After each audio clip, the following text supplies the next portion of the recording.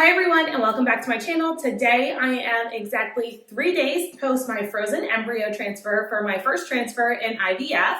I started this journey a while ago and unfortunately had 3 failed IUIs if you've watched some of my other videos, but I did have my transfer on Wednesday, June 18th. When I triggered on the 11th, I had a 20 millimeter follicle and my lining was a 9.5. I did do a modified natural cycle this time around, which I really liked because, truth be told, I was definitely afraid of the progesterone and oil shots. So I'm really happy that I'm able to just do this with the progesterone suppositories, which is awesome. So I am going to do a test today, more so to test out my trigger, but fingers crossed there is a little bit of a line. I tested yesterday just to see if the trigger was out, and I thought that it was. I don't see a line, but one of my friends says she sees a line. So I am going to do this more so to test out the trigger and also just to see if the line gets darker as we go. So I'm doing a cheapie and a first response early detection here. So we'll just kind of wait and see what happens. You know, I'm really hopeful this go around, but also trying to protect my heart. I really struggled with the 3 failed IUIs. And just, I think that whole experience has me a little bit more guarded this go around.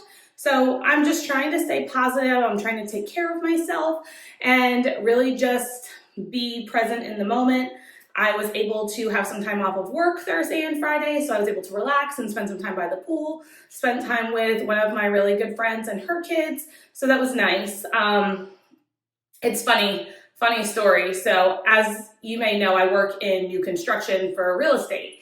And I was going to my new model that I'll be working at on Tuesday, so day before my transfer, for a training. And I could tell like they were pouring concrete that day, but they were pretty much over building some other homes doing the concrete. So I go in for my meeting, I have my training and whatnot, and literally 30 minutes later, I walk out the door to head to my office that I'm working at right now.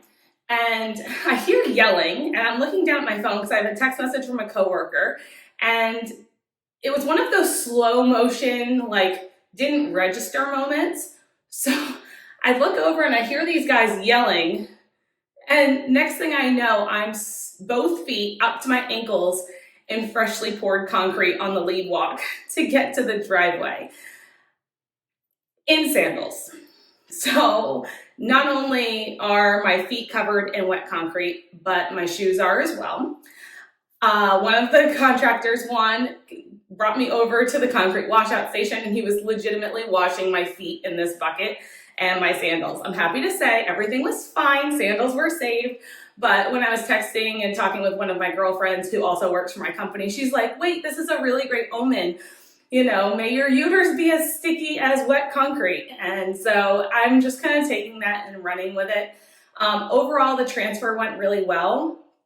My symptoms have been pretty mild. I have had some cramping, and that could definitely be the progesterone. It could be in my head, or it could be implantation cramping. So we'll see how this goes, but so far it's been pretty good. I think the hardest part is really just not allowing your mind to go with every single symptom that you have. And I know the chance of success is much greater with the IUIs. I had a 5 AB embryo that was transferred, and everything looked great. You know, timing was perfect. The follicle size was great. The lining was great. So everything lined up. And I guess we just have to wait and see. The other interesting symptom that I've had, so I have an Oura ring, and I've noticed that my basal body temperature the last 2 days has been really, really high, as well as my resting heart rate has not dropped down quite as much. So I don't know if those are signs of early pregnancy, but just something that I'm kind of noting as well. We'll see what happens tomorrow. But I'm just looking here. Yeah, there's definitely 0 line on this pregnancy test. I don't know if you're gonna be able to see that, but no line there, and no line on the cheapie either. So I mean, I guess we can say the trigger is completely out of my system. So if I do test and see a line, then it is a positive pregnancy test. So I'll keep testing a little bit. I'm leaving for Mexico on Monday, and probably will be testing there. My mom is flying in tomorrow night because she's staying at my house to watch my dog and watch the house while I'm gone for a week. So she's so excited. She called me today and was like, "Do you feel any different? We have to test on Monday before you leave." So it will be kind of nice to share that with her. I might not film that just because she doesn't know about the YouTube channel right now, but we'll see. Thank you guys so much for watching, and I will certainly keep you posted. Bye.